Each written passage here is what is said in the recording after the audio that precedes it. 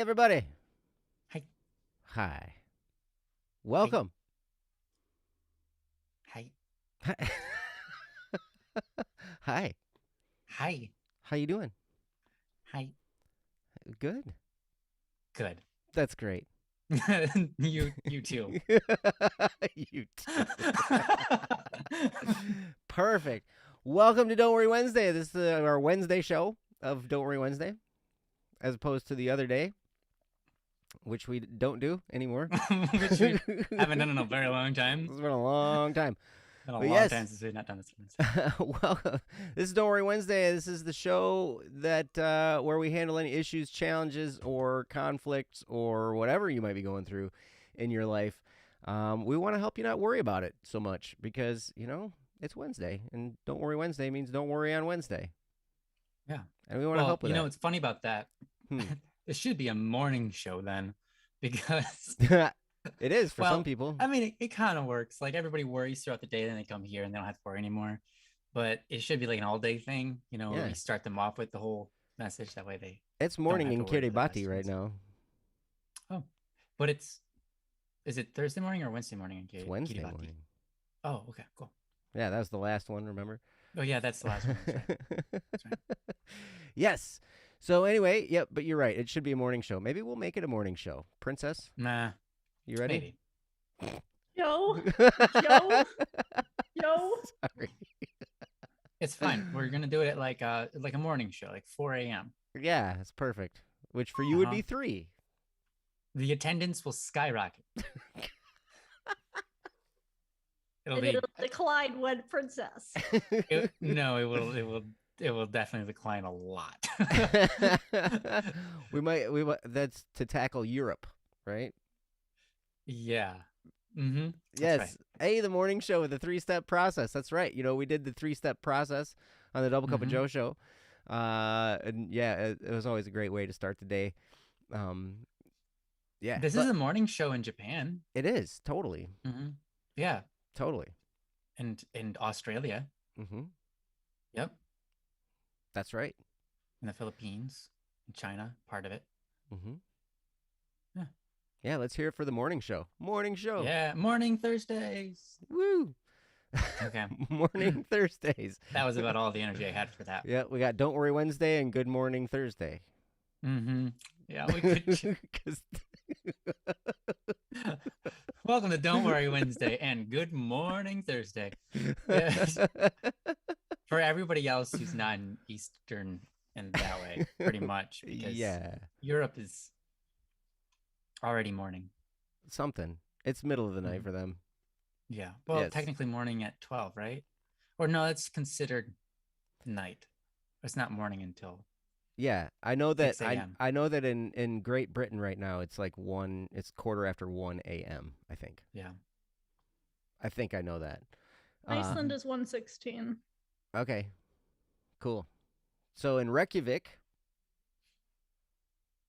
you're a third shifter or you're sleeping. Right. Or you're a stay up late type of person, which is kind of like I am too. And that's okay. We love everybody here on Don't Worry Wednesday. And yes, Saule, you are right. What are you thankful for? What are you looking forward to? And what are you going to do to move your life in that direction? That's the 3-step process. And it's a great 3-step process because, there's always something to be thankful for, even if it's just, chocolate pudding or something. And then, like you can be looking forward to eating chocolate pudding. And then, to get yourself there, you can make some chocolate pudding. Or you already have it. It could be all the same thing, man. To get yourself there, grab a spoon. Just go to spoon. Dig in. Open your fridge, man. Get that chocolate pudding. Eat it. Or do it like me. Don't grab a spoon. Just out of the cups that they come in. Oh, even better. That's right. Just suck it right out of the cup. Yep. Don't even need a spoon. Yeah. Yep. So you can go and you squish the cup, to get the last little bits out of there, and you can roll it like a toothpaste tube. Yeah. Yeah. I like that idea. Homemade pumpkin pie. Yes. Oh, man, because it's Thanksgiving. It's the Thanksgiving episode. That's all 3 steps. Yes. I'm thankful for pumpkin pie. Looking forward to pumpkin pie, and I'm going to make some pumpkin pie. Thanks, Gabriel. You're awesome. Man, oh, man, oh, man. Gabriel? Hey, Gabriel. Thankful for this show. My chat is laggy. Apparently, I was like, Gabriel. I don't know who Gabriel is. Happens to me every once in a while too. There's Gabriel. How you doing, man? Good to see you. So yes, this is a show that's all about you guys. If you're having something you're going through, we'd love to talk about it. We'd love to help out in any way we possibly can. All you got to do is post it there in the chat, or you can send us an email, dww@bss.studio. You can put it on our website at bss.studio there. There's a link in the chat for you.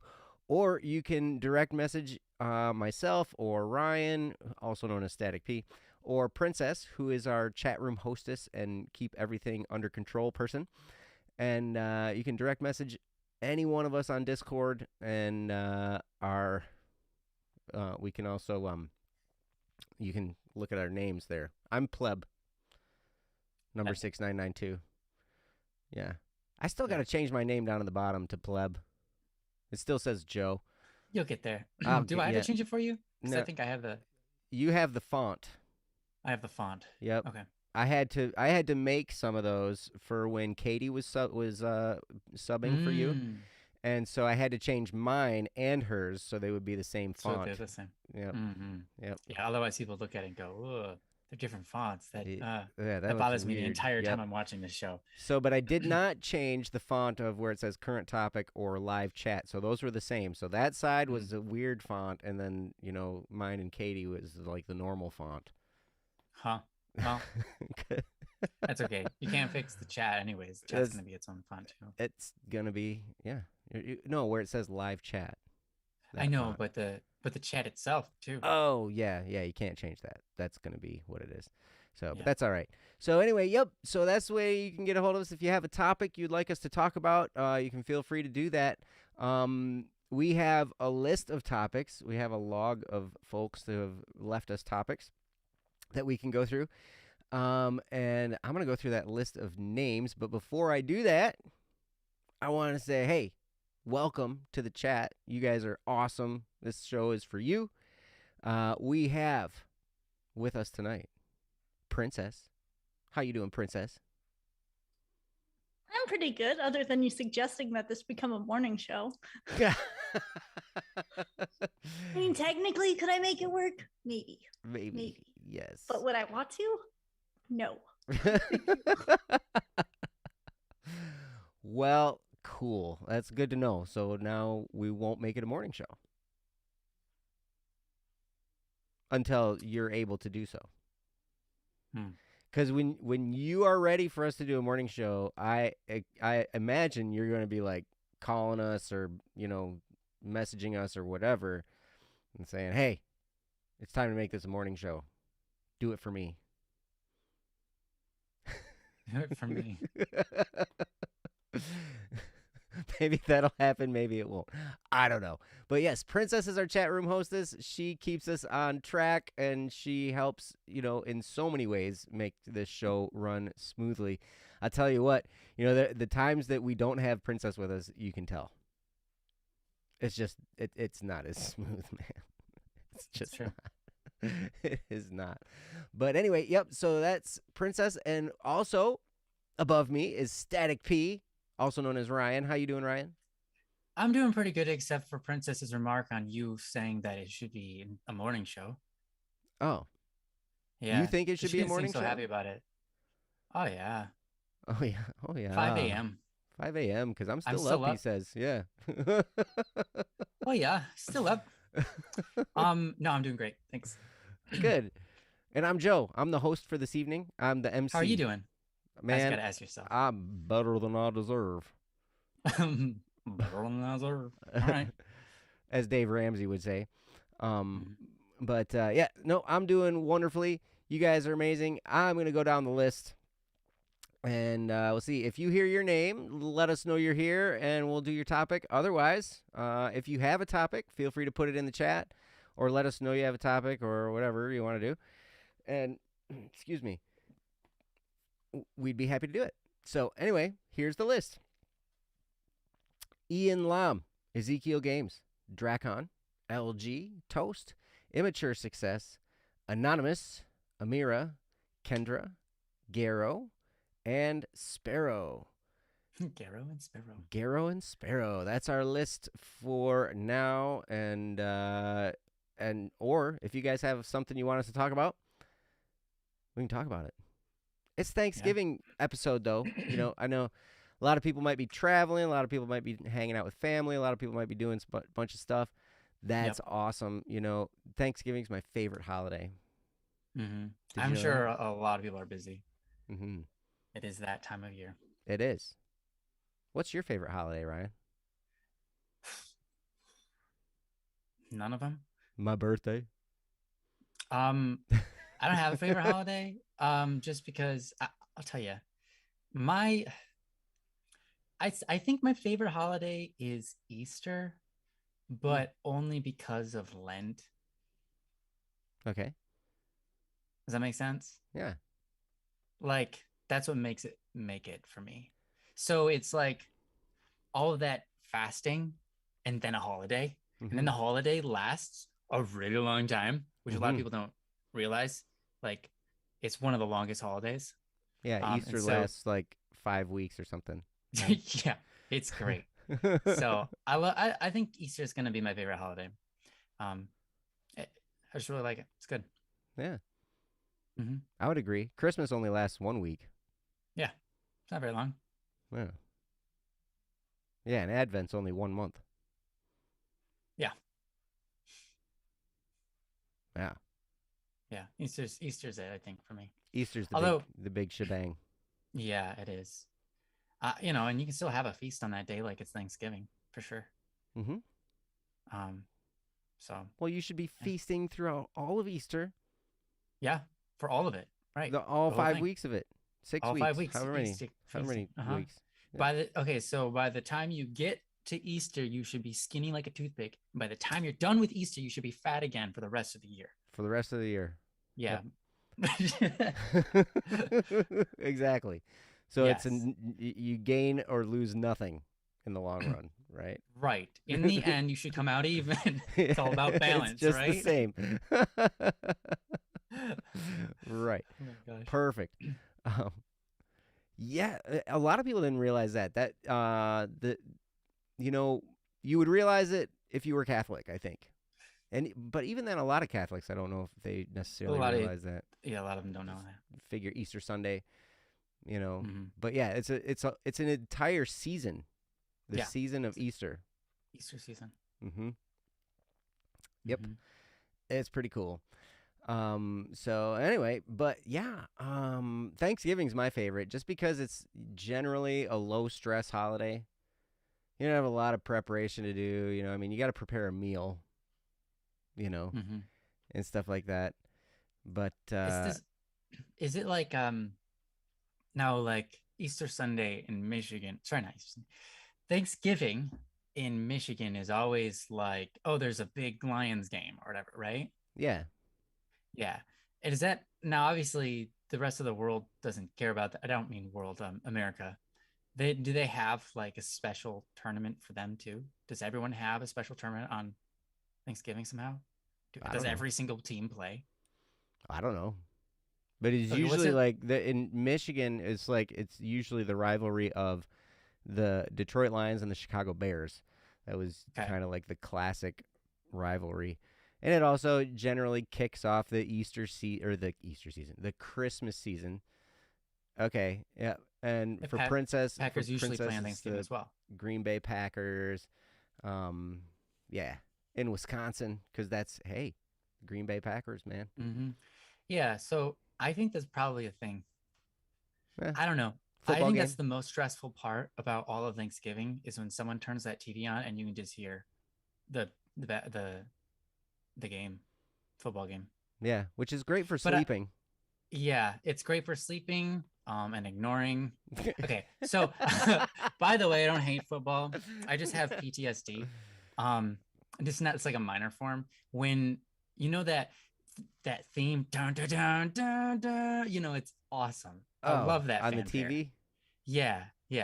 Whenever that plays, my brain goes like freak out. Something's about to go really bad, because this is terrible. When I was a little kid, right? Mm-hmm. My dad used to watch football, Mm-hmm. And that theme just felt like being repressed and being yelled at and being just like told I had to sit there and I couldn't do anything.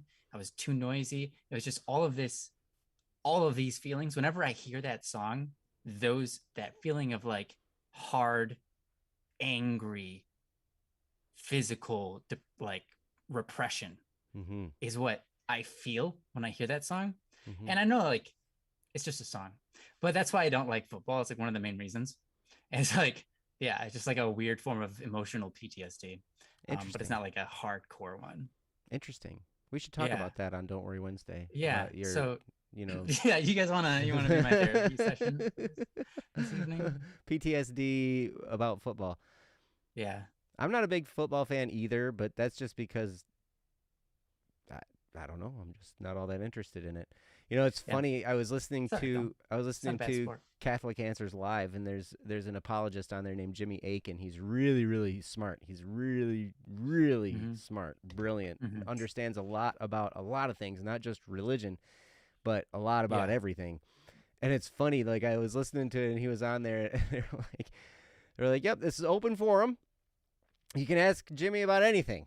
You know, and they're like, he knows pretty much anything. And Jimmy was like, yeah, that's true. I know a lot of things about a lot of things except for sports.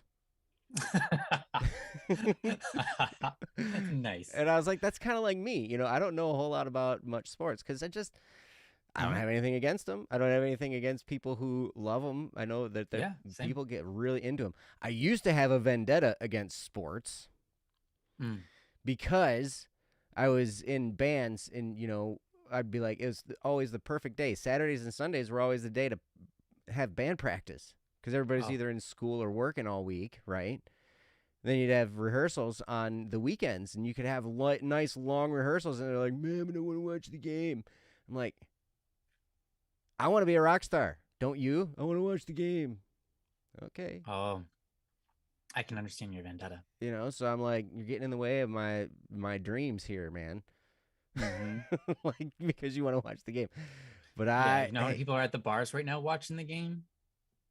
We could be there, not playing music. Yep, you're right.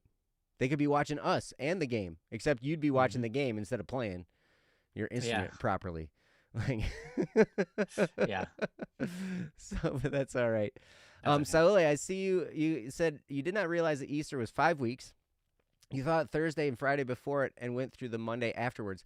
That's interesting because, and it might be that way in certain churches. Certain churches might do the same thing. In Catholicism, the Thursday, Friday, and Saturday before Easter is actually its own season, and it's one liturgy, like one service, like one church service type thing. And it starts with, you know, there's a mass where they wash feet, you know, on Thursday, you know, and, you know, to remember like the Last Supper and all that kind of stuff. And then that one little 3-day season is called Triduum. And it ends with the Easter Vigil that starts on Saturday night. Generally right around sundown at a lot of churches. You know, that's kind of when the Easter Vigil will start, when it gets dark out. And that's when Triduum ends and Easter begins. So yeah, but that it's interesting because I know a lot of different churches celebrate Easter in different ways. That's the way it is in Catholicism. But and also you go outside and roast chestnuts while everyone was watching football. I don't think I've ever had a roasted chestnut. That's a way better idea. Yeah, are roasted chestnuts pretty good? I imagine they would be because there's songs written about them. Yeah. You know, chestnuts roasting on an open fire. Yep. That's about it. Yeah, I've heard songs. Songs. And chestnuts be popping full of cheer. Oh yeah. Yep. That's not actual. I just made those up. But on the fireplace when we watch the chestnuts pop, pop, pop, okay. pop. Okay. All right, songs. We'll change to songs. Huh? Sorry, that's I'm actually very a song. musically inclined tonight. That's in Sleigh Ride. The song Sleigh Ride. Didn't you ever play that song in band? Just hear those I didn't- sleigh bells ringing and ting, ting, ting. And Oh, then that that was one. always so fun I didn't know in the that. percussion section because we had all the little cool toys. Yeah, we Yeah. had the whippersnapper thing and the Yeah. The wooden paddle. Yep. Love that thing. And it's so funny because you'd always get some novice percussionist playing that thing, and it's such an important part. But because of the way that thing is built, like there's a delay from when yes, it you doesn't gotta hit when you gotta you- get the snap right. You Yeah. gotta, and most people like do the swing at the point where they're supposed to make the sound, but then Yeah. the thing is like, and it falls afterward. It was always in time on our band. It was. What we it was. did- You had good percussionists. We had like 10 percussionists. Oh, in our nice. band, Oh wow. That's What- great. which was more than any other section, which was great. Perfect. Not combined, but individually. Anyway, What we right. had was using them like this Yeah. with your hands so that it was more rhythmic, because know. doing that, it does take practice. It does. I'm pretty sure the band director was just like, guys, just do this. Just do that. Yep. So it's on time. Yep. I think that's what we had to do too. But it sounds better. It If does you sound do it, better. Yes. If you can time it right, you get you have the full resonance of the two pieces of wood smacking each other rather than your hands covering them and it's causing the resonance to stop. Right. Yeah, Exactly. prematurely. Exactly. It's true. It is. It is true because I said it. Oh, thanks. The Book of Joe. The Write Book one of down. Joe. It is true because I said it. Yes. Saule says they are good, but you have to roast them on an actual fire. And Gabriel says low and slow is the way to go. I've never had a roasted chestnut. Well, I mean, I've had chestnuts and they were roasted, but I've never roasted one. Sounds good. Mm-hmm. So I guess we should do a topic, huh? We should. We might have to go into a topic. We might have to get a topic from our old queue. Yeah, we've got a backlog. We do Some of have a these backlog. here- I mean, one of these is from January. We could probably do that one. It's been almost a It's year. almost January again. It is. It's been 10 months since that one was put out there. I don't know. You think so? Yeah, and we also have two of them from a really long time ago as well. So, yeah, Oh, it's up to you. the two from April, you mean? One's in April 21st, and the other one's August 17th from the other queue. Oh, from the other queue. Is the other queue the old stuff? they're not actual topics. Oh, they're not actual topics. Thank you.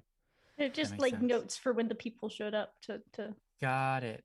So wasn't there a... Or we could Oh, do There the is an anonymous, anonymous one too. we can do. There is the Older anonymous one topics. too. We could do the anonymous one because the anonymous is here and we know that they have a hard time getting here at this time, so they generally would watch it afterward anyway. So maybe we ought to start with that one. Let's start with the anonymous topic from Anonymous. It's the anonymous topic from Anonymous. Yeah. The August Do we one, right? have Yes, contact that with is Anonymous? the correct one. Okay. Hopefully we have contact with Anonymous. Sort of. But I Okay. think I have a way to contact said anonymous person. Well, Okay. if did this come in through email? I don't think so. Don't think so. I think it came okay. through DMs. So All right. Okay. I Thank you. believe I have contact with the person. All right, sweet. And then we can let them know that that we did the topic, and they can watch it. That would be great. So yes, Anonymous. This is called "Don't Know What I Want to Be," and man, I can relate to that title. A lot of times I want to be a monkey, and sometimes I want to be a tiger. I've always just wanted to be a blade of grass, Sometimes swaying in the wind. Ooh, Yeah, I like that sound. But I want to be a tall blade of grass. You know what I'm saying? I wanna Yeah, get stepped on. I always wanted to be a drink of water, a tall drink of water. Tall. Man, that's the life. Yes. So, yeah, perfect. There's the link there in the chat for you. You can go ahead and click it and looks like it's a fairly short topic, and you can read along as Princess reads the topic. So, Princess, whenever you are ready, feel free to read it. Thank you. Everyone in my family and teachers are telling me all the time that I need to know what I want to be, but I don't know what I want to do for a job. So it hurts when they are yelling at me that I need to know. So I want to ask how I can know this. From Anonymous.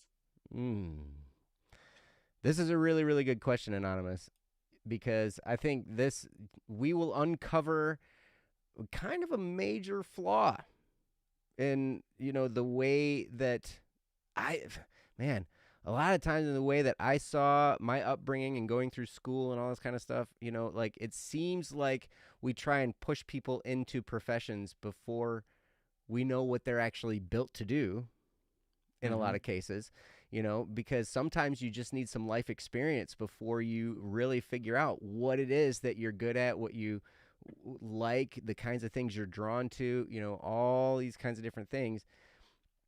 And, it's funny because we do all these assessment tests. At least when I was going through school, they would do assessment tests to see what types of things you would be good in. And then, but even then, hey, meow.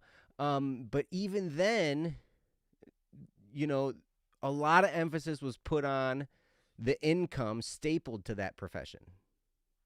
So no matter what the profession was that you might test into, they might be like, well, but that profession doesn't make all that great of money, so you might want to look into these other ones that you might not be as well suited for because they make more money, and da-da-da-da-da.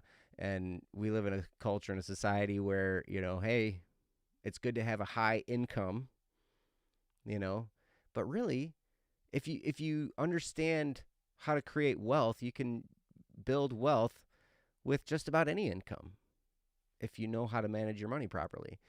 So, but it's definitely an interesting thing. But I really like this topic, and I can't wait to hear what Ryan has to say about it, because I know he's got some stories from his past about this as well. So anyway, Ryan, take it away, my friend. Yeah, this is definitely an interesting one for sure. I remember I had no idea what I wanted to do once I got out of high school. In fact, we never even took a single assessment test. Really? I remember. Maybe I missed the day that they did it, but I don't remember ever taking one. And I know that it's very common for schools to have them. I've seen it in a lot of shows. I don't ever remember seeing a single assessment test for me. So maybe I missed that day. I don't know. Maybe. But anyways, didn't bother me any. So what I did is I went to college not knowing what I wanted to do. And I spent 2 years at college. And I remember basically what happened for me was I was talking to Joe one day, and Joe got me really excited about this idea. Said, music can change the way people think. It can reprogram their mind, because what people hear in music, they play it over and over and over, and they're programming themselves off of that message that they keep on playing over and over and over on their, on their headsets and whatever. It's it's tacking their mind. And you have all this kind of music out there, and people don't know what they're doing to each other. People don't realize that, hey, when they write a song and it's all this depressing stuff, and then there's someone going to listen to it and it's all and they feel depressed. It's like, well, you only have that perspective of the world that it's depressing because you listen to this all day long. Right. And so we wanted to take that, and that really inspired me. Like, wait, I have a chance to change people's lives here if I pursue music. So I told my mom, hey, look, I want to stop wasting your money. I want to get out of college, stop wasting your money, become a musician. And she knows several musicians. None of them have ever made it. And so she said, no, you're not doing that. I said, that's what I'm doing. This is where I feel called in my life. This is something that I can do. And I don't care about how much money I can make. I care about changing lives. That's what matters, right? I only have a limited amount of time on this earth. And when I die, I lose all my wealth anyways. What's it matter? Let's do something good, right? She said, if you want to do that, then you can't live in my house anymore. And it was a form of tough love. She wanted me to stay there. It was really what it was. But she couldn't call back her threat because she knows as a good mother, when you threaten, you have to follow up. And so she helped me find a house. And I ended up living with my brother, and it was fine. But it was fine. And many years later, she would say that she was very proud of me, right? Because, well, maybe I don't make it like super successful as a musician. I make it good enough. But what was impactful was that I was helping people. I was changing people's lives. I was following something that meant more than money. I was following something that meant more than my happiness. I was following something that meant the happiness of many, right? To me, that was important, and that was way more valuable than what I wanted to be, right? I don't care if I'm a musician. Like, that's just what I do because I know it helps, right? So, and I do it because it's fun, right? But that's, that's how I came to where I am now. When I changed my mindset from, I need to figure out how to make money, and I just kind of said, well, I can make money doing anything. All right. What do I want to be? What do I want to do? What do I think is fun? Well, sometimes I just don't know. I don't know. Okay. We'll set that aside. What can I do to make a difference in this world? Now that one clicked for me. That one was like, oh, that matters. That one I can feel, right? And Joe was the one that presented me with that option, with that idea that, hey, you can if you do this. And I said, oh, I'm going to do that then, right? And I jumped on board and I just went for it, right? And didn't make money right away. Well, kind of started off really well, but I didn't make money right away. It took 9 years of a part-time job on the side before I ever became a full-time. I wouldn't really call myself a musician, but sure, full-time musician, entertainer, streamer now as well, and all this kind of stuff. So to me, finding this answer was a journey, and it was keeping an open eye on what can I do to make a difference, because I don't know, I think that matters, and that's something that can compel us to move forward. Some people are compelled by money to act. Some people go, oh, money, and they get really psyched up and really want to perform, and that's okay. There's nothing wrong with that. Some people see like, oh, I really want to buy that jet ski, and they get super amped up about this jet ski that they really want, and it helps them to perform. It helps them to make more money because they're like on a mission to get this jet ski, right? Personally, I've never felt that, and so for me, it was finding what triggers my ambitions, what makes me kind of leap out of my chair to go get something done, something that I want to do with my time, something I feel is valuable, right? So that's what I'm going to start with. I'm going to move it over to Joe, and I know Joe's got some great things to say here, so take it away. Well, thank you, Ryan. I don't know how great of things I have to say. Hopefully they're okay. I'm sure they're great. I got to say, it's interesting because that question is kind of a loaded question. What do you want to do? What do you want to be? What do you want to do? All this kind of stuff. They don't finish the question, in my opinion. They say, what do you want to do with your life? Be like, well, what do I want to do with my life? I want to, be on vacation. I want to hit the beaches. I like driving go-karts around. I like playing frisbee golf. I like there's lots of stuff I like, that you could ask me about. So, but the question is, what are you going to do to make money? That's what they're asking when, in school. What are you going to do for a profession?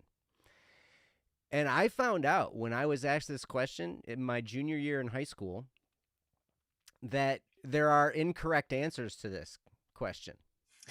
That's right.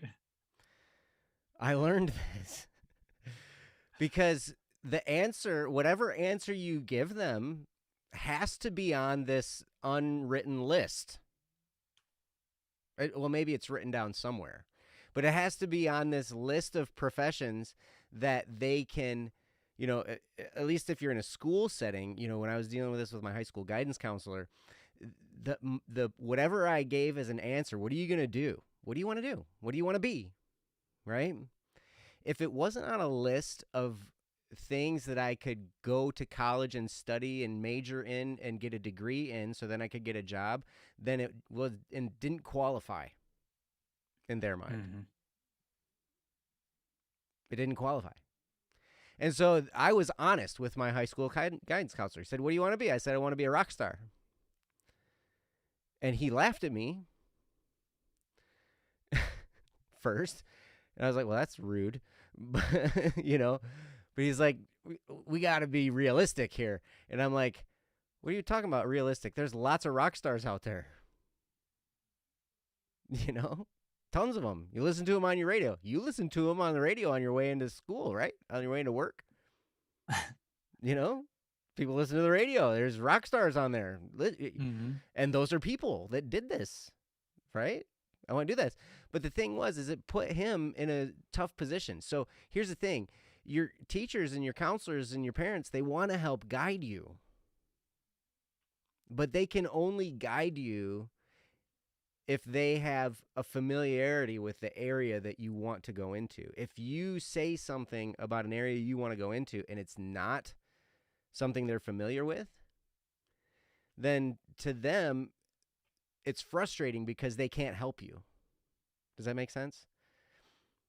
So because they're unfamiliar with it, it almost seems like pie in the sky. It might not seem realistic. It might not seem like something you would be able to do. You know, but it's so interesting because there are so many professions out there, especially now. There are more now than when I went through this situation, but there are so many professions now that do not require a college degree. Now, there are professions that do, and I have a close friend who, you know, for the longest time, she's wanted to be a surgeon. And so she's a pre-med student, and, you know, she's planning on going to medical school, do all this kind of stuff. She's got goals, and her goals for what she wants to do with her life require college. And thankfully, we require doctors and surgeons and all these people to have this long education because seriously, we do need that. We're going to be placing our lives in their hands. You know, I want them to be educated. That would be really, really good. Lawyers, it's the same type of thing. If you ever need a lawyer, you are glad that you have a well-educated lawyer. Trust me. I know. I've gotten to hire lawyers before. And you know what? Sometimes you get what you pay for. You pay for a bargain basement lawyer, you might get bargain basement protection for whatever you're dealing with, right? And you might not necessarily want that. So it's interesting. But so there are professions out there that require an education, and that's true. There are professions out there that require an apprenticeship. You know I have a lot of friends who are electricians. You don't really go to college to become an electrician. You go work with an electrician. You go find a master electrician that you can apprentice with, and then you become a journeyman and whatever. And then eventually down the road, you, with a certain amount of years of experience, and you take the right tests and know the right stuff, you become a master electrician. And, you know, and that's totally fine. You know, becoming some kind of an athlete. Here's the thing. Anything you decide to do, it's good if you can find somebody who's successful in that area and learn from them. Right? And learn from them the proper path. So a good thing to do, if you think, hey, I want to be a doctor, it would be really cool to go talk to a doctor and say, hey, what's the path look like? And they will not only be able to tell you, okay, you're going to need this many years of school. It's going to probably cost you about this much money. You're going to have this much student debt. You're going to have blah, blah, blah, blah, blah, all these different things. But they're also going to be able to tell you what it was like to go through that. You're going to lose a lot of sleep during these couple years. You know, you're going to, there's going to be a lot of studying. You know, it's going to be really a lot of book work for a while. And then it's going to be practical work. and then it's going to be residency, and and all these things, and you're going to have to go through these things. And I remember talking to a heart surgeon, and I remember him telling me, I was like, so what's the longest surgery that you were in? And he was like, about 26 hours. 26 hours. It's a long surgery. In surgery, this guy. I'm like, really? Like the whole time? He's like, well, I could go get some snacks, once in a while. And, but he'd have to clean up again and get back in there. So he wanted to minimize all that, but like, seriously, I'm like, oh my gosh, that's crazy. But so there are some definite things. Here's the thing. Whatever you decide to do, it's going to be work. I promise. It's going to be work. And so that's why a lot of times people will ask, what is it you want to do? Because they want to try and get an idea for what kinds of things you like to do. Because if you're going to have to spend time working at it, it's great if it can be in your area of things you're good at, of things you enjoy, stuff like that. Because then, it won't be as hard. The work won't feel as hard, if that makes sense. Mm-hmm. If you pick a profession based on income only, that is a recipe for misery. Unless you get lucky and you happen to like that type of work. That's fine. But I know a lot of people who are like, you know what? This profession makes quite a bit of money, and so I'm going to do that because it makes this amount of money. And so then they become a lawyer, or they become a doctor, or they whatever, and it's not something they wanted to do. They just wanted the income of that profession, right? So then they're in a job that they hate, but they did it because of the money. And then that opens the door to all kinds of other things. Like there's another friend of mine that I know. He's an anesthetist, right? He became an anesthetist. What's an anesthetist? That's the person. What is that? That's the person who puts somebody to sleep for surgery. Okay, I thought you meant anesthesiast. Yeah, or an anesthesiologist. Yep. Anesthesiologist. Okay, Yep. So an anesthetist. What is it? An anesthetist. A nurse anesthetist. Yep. Is the same thing as an anesthesiologist? Yes, they're very similar. Like that's the. When you said it, I was like, that sounds like someone who puts someone to sleep. Okay. Yes. Same thing, maybe slightly different ways of doing it. Purposes. Yeah. So and Meow, I see your question there. We'll get to that. Don't worry. But yes. So anyway, but here's what happened. It turns out he did that because he wanted to have a good income to support his family. And, he kind of he's like, well, this is a good path. He kind of got pushed into this path. And he wasn't really a big fan of the work. I don't think. And another thing came into play. Here he is around all these different medicines that sedate people. And he developed a huge narcotics addiction because he had all this available to him. And it just was too easy for him to just take some of the medicine himself, nobody would ever miss it, whatever. And it turned into this thing because he wasn't really enjoying his job. And so he was like, well, I'm going to make this is going to be more fun now. And so, and he ended up with a pretty serious addiction, and then ended up losing his license because he came clean, and he was like, yeah, I've been doing this. And then, so obviously he can't be trusted anymore. And so he lost it, all this thing crumbled, right? And that's an extreme case of somebody I know who went that route, but it generally just leads to problems. If, it's interesting because most of the time when people are asking us this question, we're in high school, we don't know.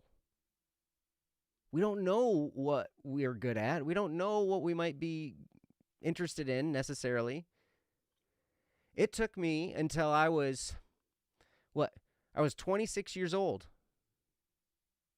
when I discovered through trying band instrument repair that I am really into intricate, detailed mechanical work. Little detailed work. I really like details. And I really like making things work. And I really like figuring out little intricate problems, right? Because this is what band instruments are made of. They're really, really complicated, small mechanical devices, right? And it was just fun for me. Excuse me. So, but I never would have known that if I hadn't tried that profession. So it's interesting to me that kids kind of get asked this question. And then the other thing that's interesting to me is that there seems to be this weight put on the income. Like, you want one with a high income because then it's going to pay your bills. You're going to have a better lifestyle. Not necessarily.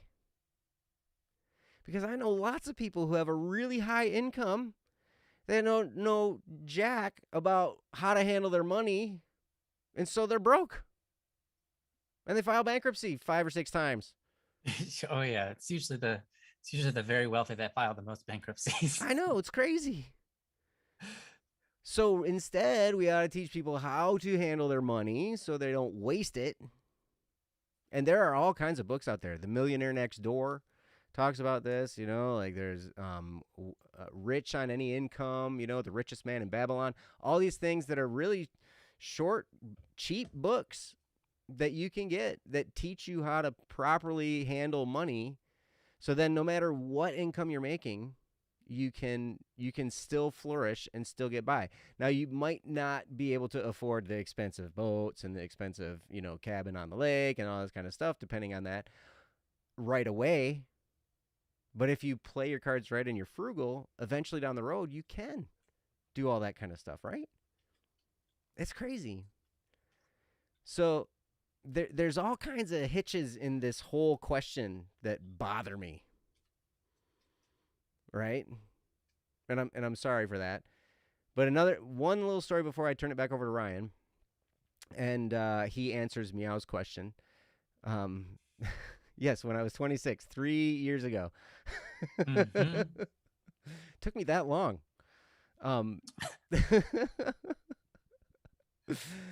But so what was I? Oh, here's my friend Steve. Right? Tremendous guitar player, tremendous musician. He's also a tremendous businessman. He's the type of person, he's very motivated. He's very, he's driven to succeed. No matter what profession he gets into, he finds his way to the top of it in a matter of a year or two. Mm-hmm. That's just the way he is.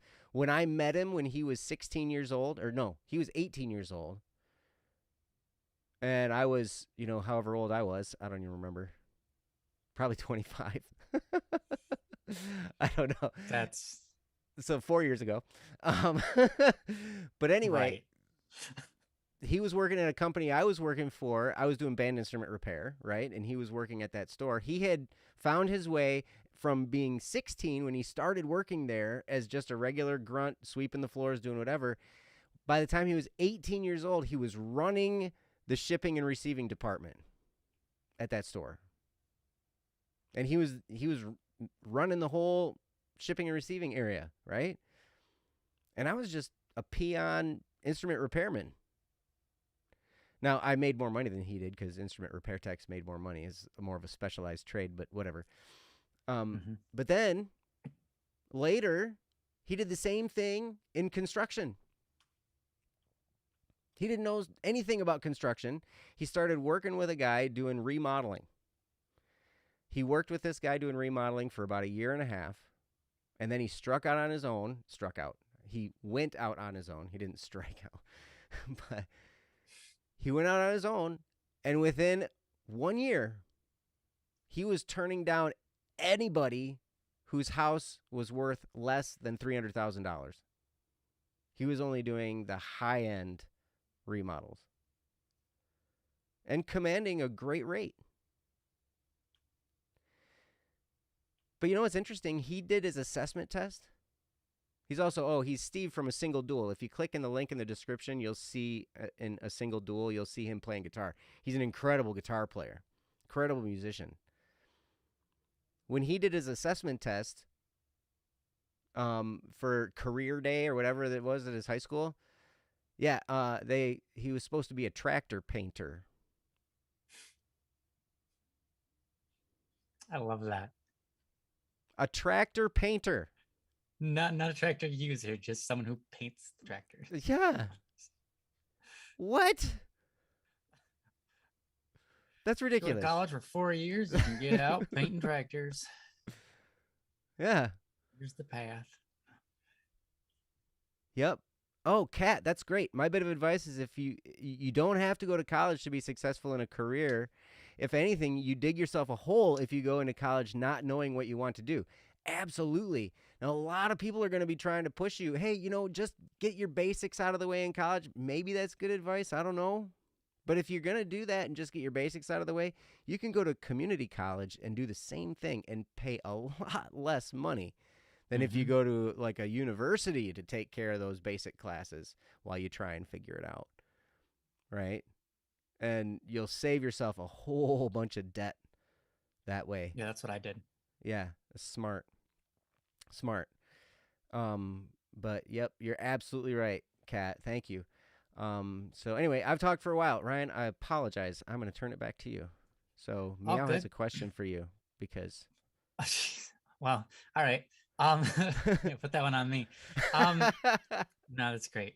I just wanted to say, yeah, what Kat said is very smart. Obviously, college is required for many fields out there, but if you don't know what you want to do yet, even, going to college could be a real quick way to get in debt for no good cause. So here's the thing about that. When they say, what do you want to do for a living? What they mean is, what do you want to do to make money? Mm-hmm. And so it's all about finances, right? I think it's more important to get your finances in order, know how to spend money, how to make money, how to budget, and all this kind of stuff is crucial, right? And spending all of your money to not even figure out what you want to do yet, that would be bad finances, right? The whole point of getting a job is so you can make money, not so you can spend a bunch of money to figure out you don't know what you want to do, right? That doesn't even make sense. So figuring it out is important. So it makes sense that your parents want you to figure it out because they don't want you to waste a bunch of money, right? Doing stuff that you aren't going to be using, right? So it makes sense that they want to know, but it's hard when you just don't know, like I said before, the best thing you can do is figure out what you're pulled towards. If you don't know, like, I don't know what I like to do. I don't know, what I'm interested in. There's all sorts of different questions. Like I said in the beginning, is what compels you in form of like, I can really help this person out. Do you have any special talents that you enjoy working with? Here's the thing. When you, there was a study a long time ago, many years ago, and I've talked about this on the stream before. I don't remember the exact numbers, but there was a study done where they followed about 20 people, and 10 of them said, I'm going to pursue just whatever pays the highest. I'm going to pursue the highest paying career I can. And that's what I'm going to do for a living. And then these other 10 said, hey, you know what? I'm going to do what I want for a living. I want to do what I love doing, something I'm interested in. And they followed those people for a very long time. And after, I don't remember how many years, maybe 20 or something, they got back with all these people. And the 10 that went to go pursue money, only 1 or 2 of them were financially successful. And of all the people that went to go pursue what they held near and dear in their heart, right? only 2 of them weren't financially successful.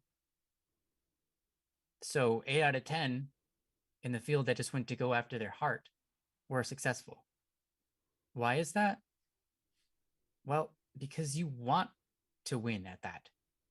You're driven more than money. See, money doesn't drive you for most people. So what drives you? That's the important question. And that doesn't necessarily answer for you what you want to do, because it's not very specific. But if you can look at yourself and see what are the things that you do want to do, put money aside, figure that out, and then figure out a way to make money with it. There's a possibility for almost anything if you can be creative or innovative and things like that. So, Joe was talking earlier about, when your teachers and your parents,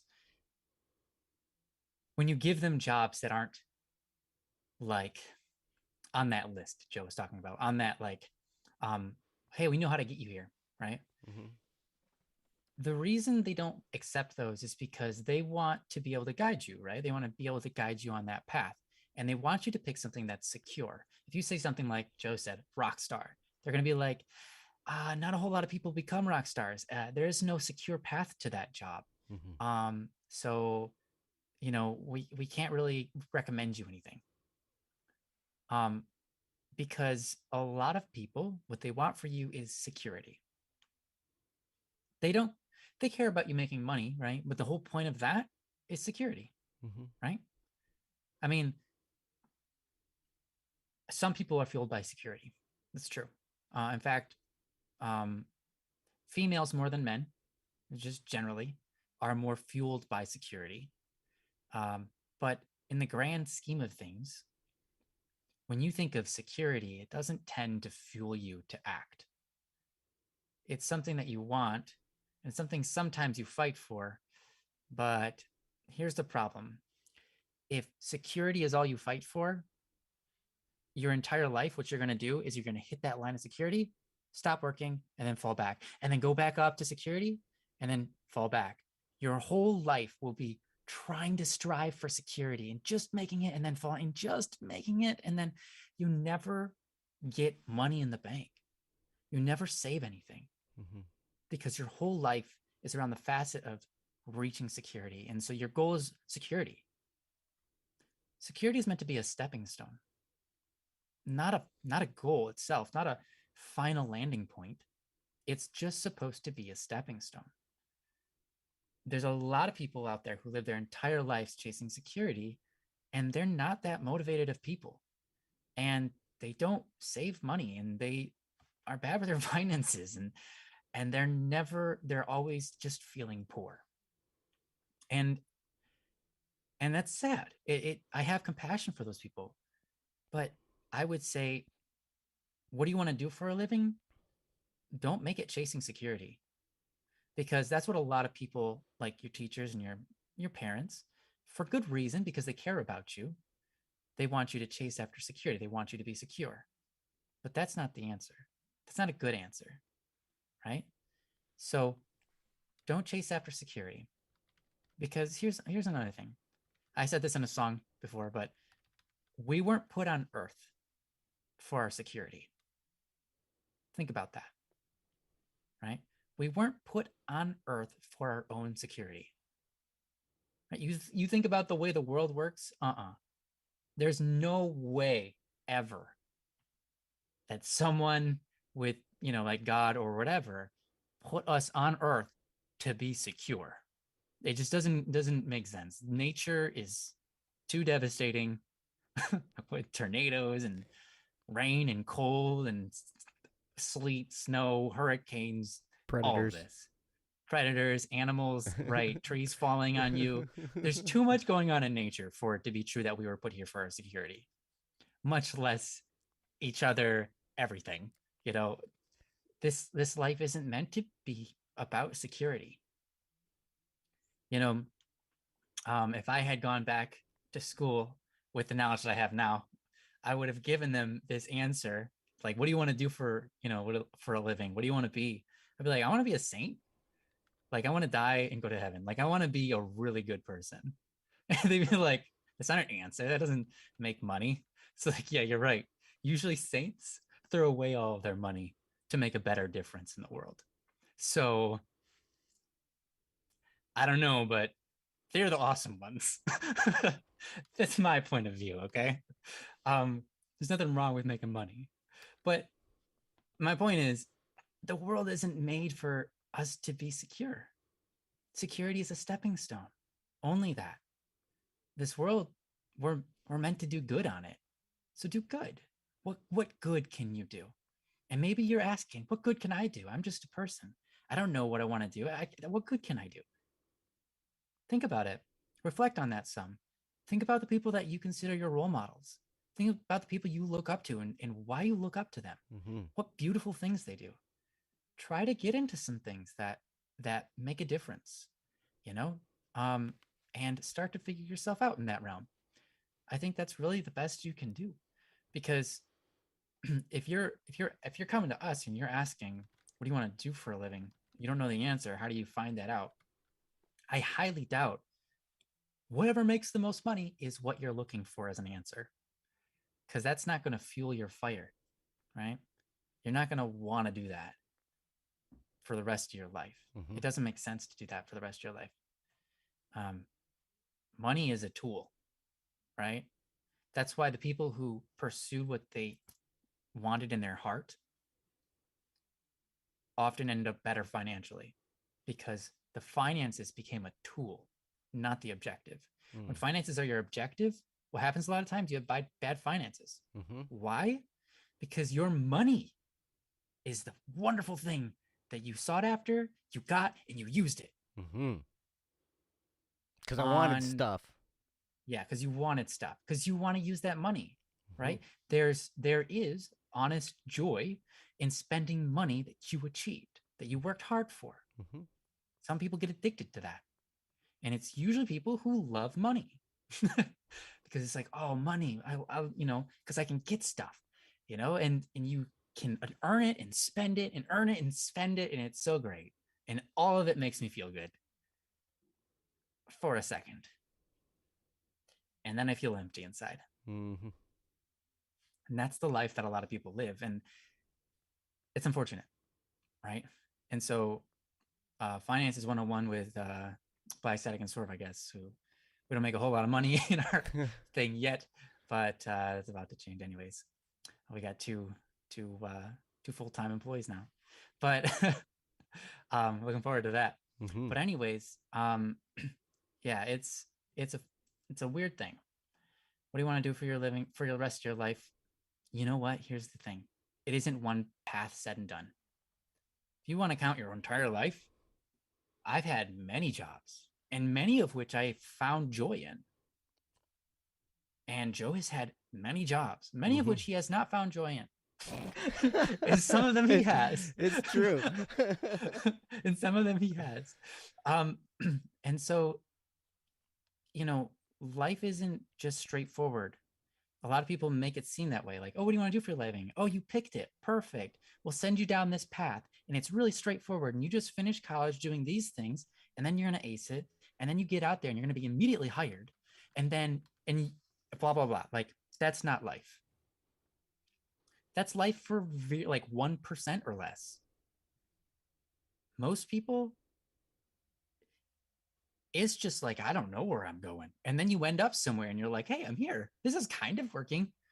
And then something happens and you lose your job and it's no fault of your own. And now you're just wandering again. And then you land a new job and you're like, I never knew I would like this. This is cool. Oh, I like this. Now you know what? I'm going to run off with my own business on this idea. Change it up. There's a couple of different things I like about this. And I want to make myself, a self-owned businessman with this, and you never know where you're going to end up in life. Mm-hmm. Life is a journey, and there's always almost endless opportunities. But you have to have a mind that sees those opportunities. You have to be a person that wants to do things, wants to achieve things. Joe was talking about Steve earlier and how successful he's been with just anything he gets into. He climbs to the top of that ladder, right? And that's because of good work ethic. Some jobs will reward you based on your work ethic, and some jobs will not. Mm-hmm. I would say there are good paying jobs out there that don't reward you on your work ethic. And when you can't put your heart into your work, it feels empty and it's not rewarding. Mm-hmm. It's not good for the soul, right? People, it doesn't build character. It's just, hey, like, I don't know, I get paid to do nothing, and I don't know. I don't find a whole lot of people that really like that. Most people I talk to say, I want something to do. I want to do something. Sick and tired of sitting here, getting paid to do nothing. Princess is just new in her job, and she kind of is going through that right now, before her job picks up. She's just like bored, and she's like, I don't like getting paid doing nothing. It's not good for the mind, not good for the soul. It just kind of like stinks. But that's all I got. I kind of rambled, but there we go. Back to you, Joe. You're totally fine. Princess has a link there. Dave Ramsey's Baby Steps for Finances. That is great. He has a wonderful, wonderful pathway to getting out of debt and building wealth and actually using whatever income it is that you have to work with to build wealth.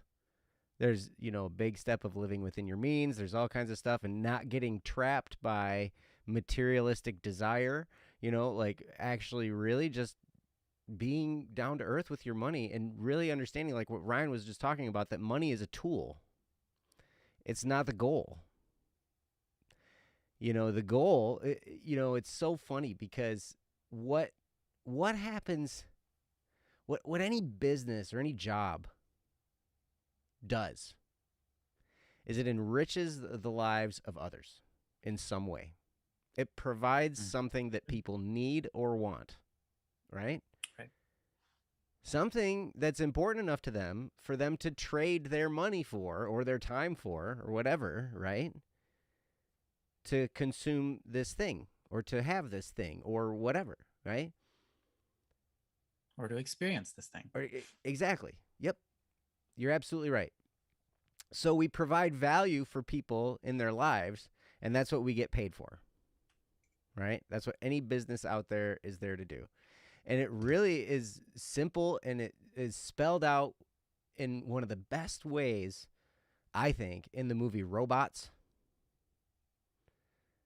Remember the movie Robots? I unfortunately haven't seen it. Okay.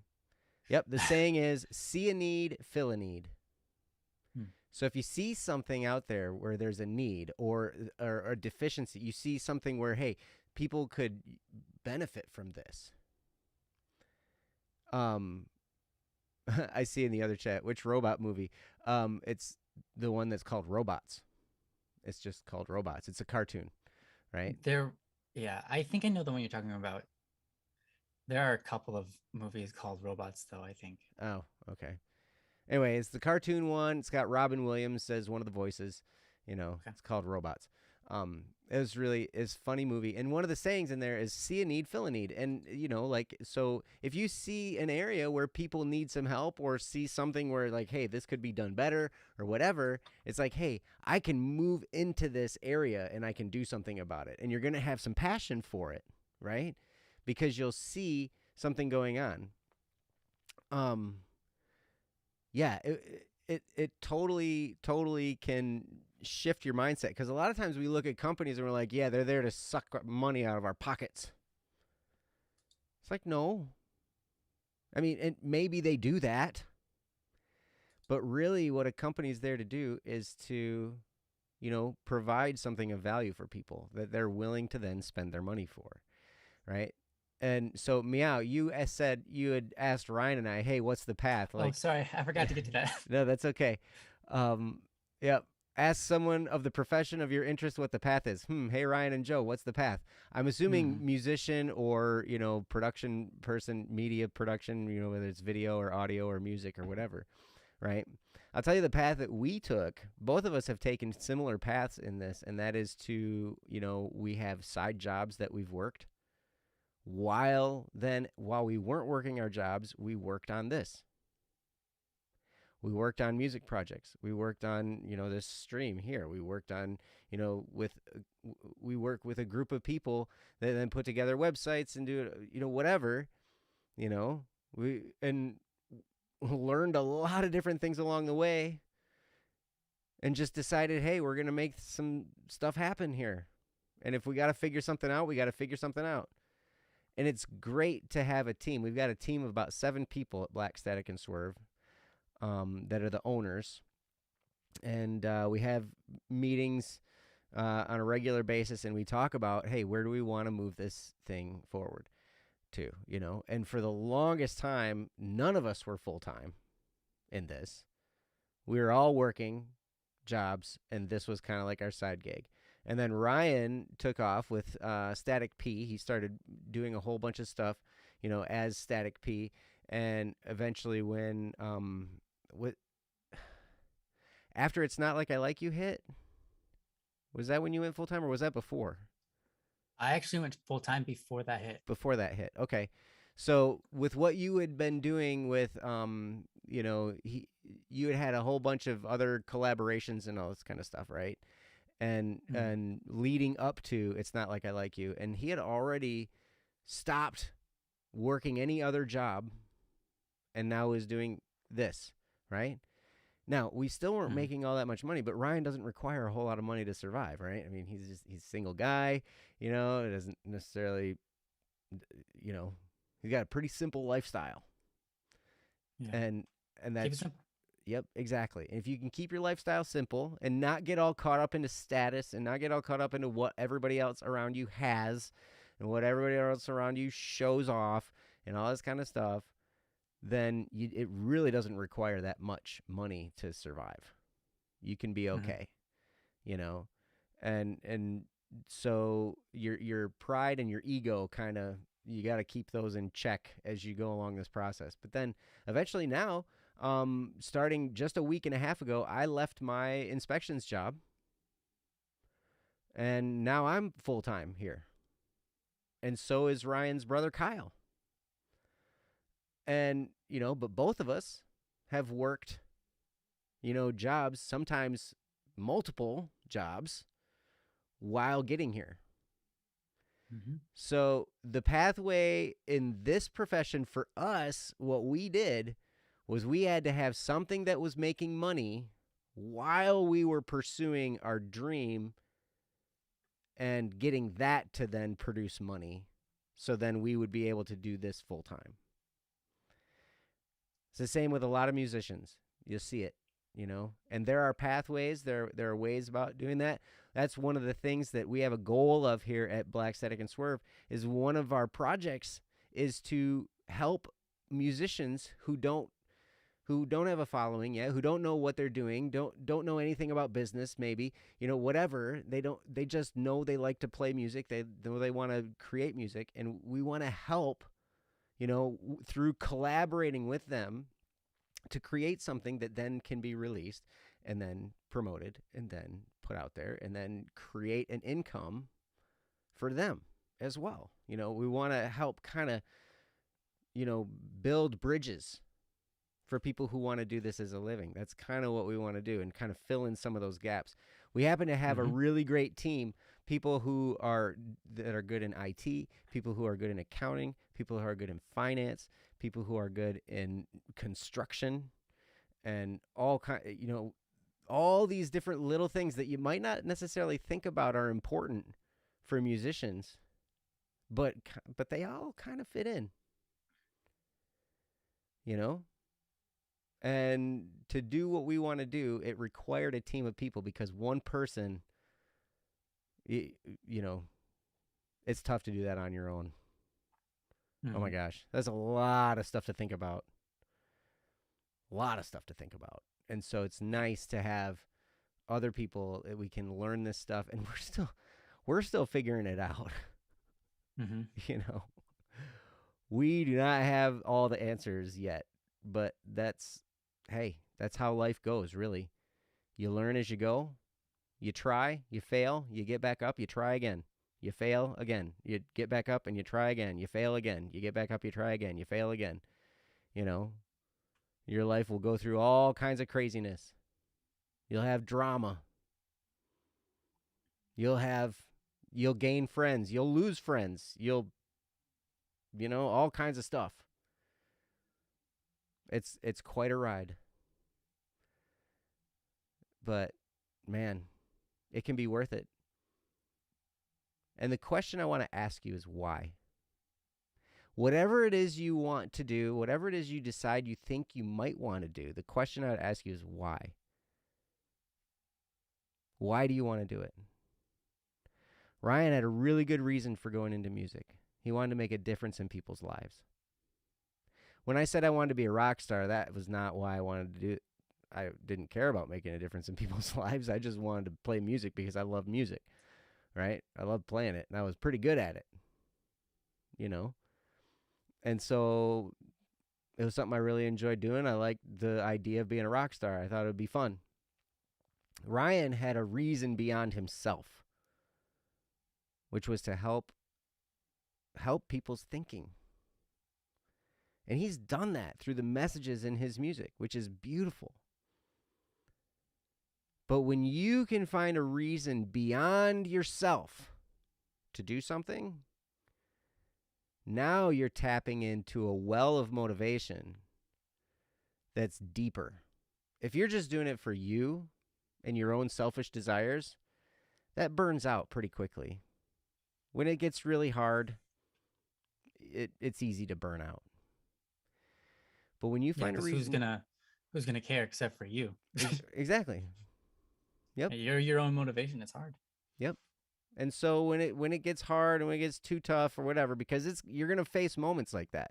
You're gonna be tempted to quit. You're gonna be tempted to, for somebody else to quit. You're gonna be tempted by a promotion. You're gonna be tempted by all kinds of things. But if you can stay on track throughout that, you can make it. It'll take time. It'll take effort. You'll fail many times along the way. I promise. It'll be dramatic, and it'll be beautiful. So, whatever you decide to do, ask why. What's that, Ryan? I said it'll be life. It'll be life. Beautiful. It'll be life. I mean, life's going to happen anyway. Yeah. Might as well be in pursuit of something. Mm-hmm. So, anyway. We've talked about this one for a while. It was a great topic, though. Yeah. Thank you, Anonymous. Mm-hmm. And Meow. Yes. And everybody. Thank you, Kat, for your contributions. And, Yep. Meow, everybody. Princess. Yeah. You guys all in the chat. You guys had some great contributions in here. So, thank you guys. Thanks for allowing us to go so long on it. Yes, absolutely. And Princess has a YouTube link in there. It looks like Mindset of a Millionaire, motivational speech by Walter Bond. Yeah, there's all kinds of great resources out there to help you manage money, to help you run business, to help you do all kinds of stuff. And yeah, if you have any other questions, just feel free to ask. We'll point you in whatever direction we possibly can. We've been through a lot of different stuff. Yeah. For sure. You want to be a baker? I can tell you about that. Yeah. A little bit, at least. You want to stock shelves at a grocery store? I can tell you about that. Yeah. You want to work at a car wash? I'll tell you about that. You want to work at a car wash about that? Yeah, Ryan knows all about fast food.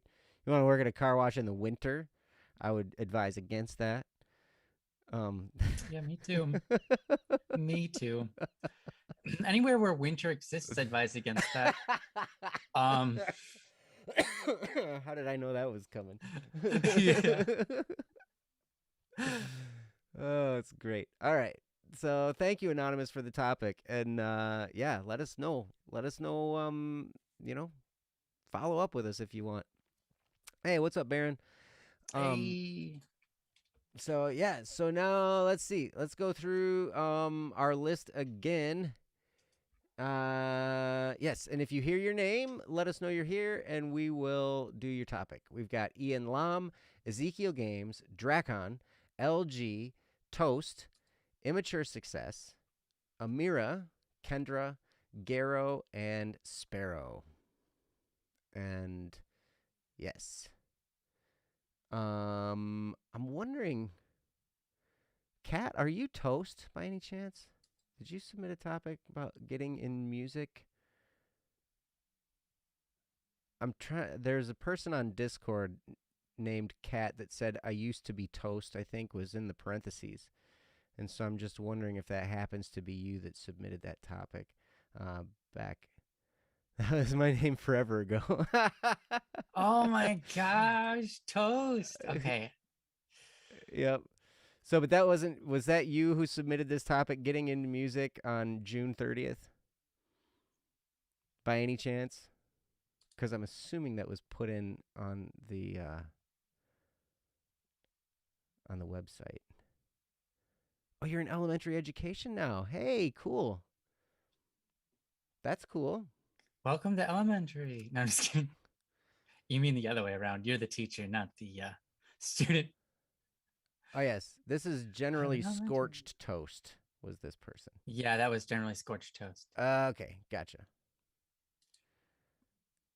All right. I'm guessing cat honk is not generally scorched toast. Right, I don't think that's the same person. Okay. Yeah. If it is, let us know. Well, they only definitely not relevant anymore since I've been going by Cat for 2 years now. Okay. Okay. Perfect. No, not you. Right on. All right. So anyway, that's our list of names. And if you guys have a topic that you want us to talk about, feel free to put it in the chat.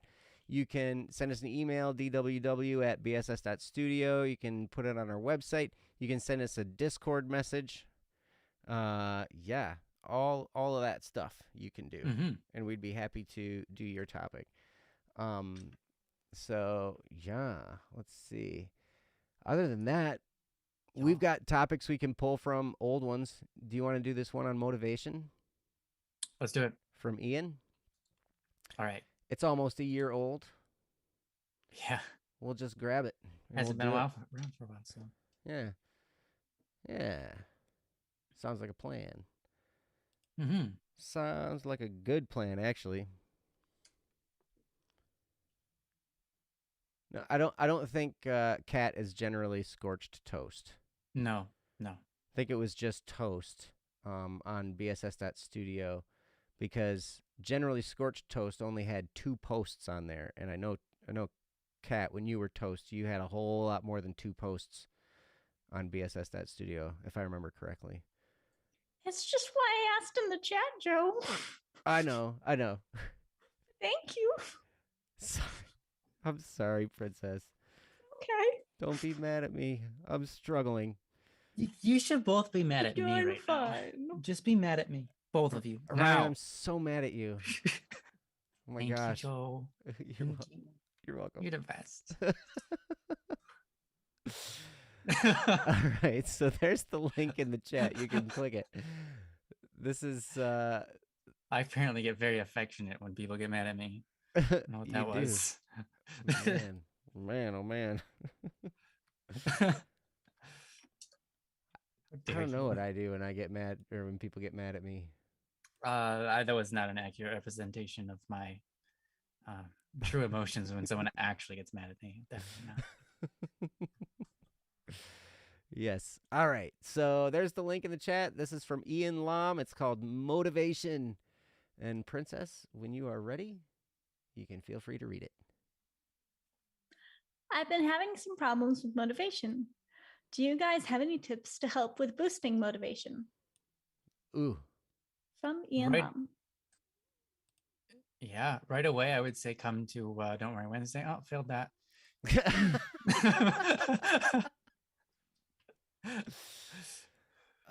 Kat, you go straight to crying when you get mad. That's wow. When someone's mad at you, or when you get mad though? Looks like when they get mad. Some people do that. Yeah. Yeah. I've been there before. Been so angry that I couldn't hold back my tears. I've been there before. Yeah. See, the problem, I actually had to read a book about anger and how to manage it properly, because I did not manage it properly.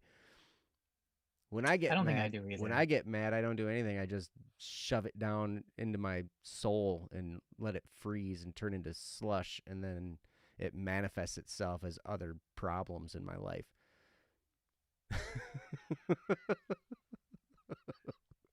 Wonderful. That's what I do when I get mad.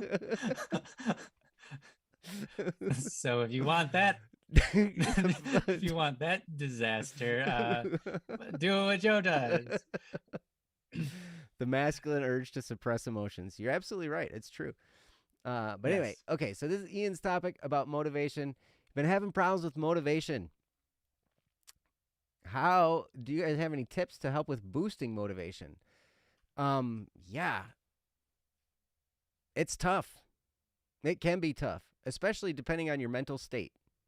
You know, if you're depressed, it can be even harder to be motivated to do anything.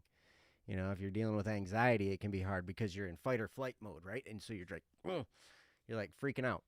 You know, so there are mental states that we move in and out of that can make motivation difficult. But I've definitely found a few motivators in my life, and I've gotten a lot of mileage out of a few of them, but I'm going to turn it over to Ryan because I know he's had tremendous moments of motivation for himself to continue going. He might not necessarily be the guy who goes the fastest and the hardest and the, craziest person, but he's steadily moving forward almost all the time. And there are motivations behind him that drive him to do that. So, Ryan, awesome. Share with us your magicness. Oh, great. you have received magic. Oh, you didn't feel it? Magic. All right. So yeah, honestly, I'm looking forward to see what Joe has to say about this, but in the meantime, I can give it my best. Motivation is an interesting thing. I've said this many times before, but there's an important rule about motivation that we need to always make sure is in check whenever we're talking about motivation, and that's this. Motivation is essentially an emotional reaction, right? Mm-hmm. That's what motivation is. It's an emotional reaction, right? Many times in our lives, and especially as we're growing up and we're not really educated about this, so you kind of do the things that you're motivated about, right? Just naturally. But there are many times in your life where you're not going to be motivated, but you still have to do the thing. Here's the thing. If you wait till you're motivated to do anything in life, you're putting the cart before the horse. That saying means literally what that wording is. You have a horse, and instead of dragging the cart behind it, the horse is running into the cart. And that is not the way to do it. You cannot steer a cart. A horse cannot steer a cart like that. It just doesn't work, right? So if you wait till you're motivated to do things, it's backwards thinking, right? Motivation is a reaction to something. It isn't something that you should rely on. Emotions are fickle, right? Emotions are fickle. They come and they go. You could be motivated, and then you could be like really motivated for like 4 seconds and lose it. And I've done that. Been there. I've been motivated. I'm like, yeah, sweet. All right, open this project. Wait. Loading.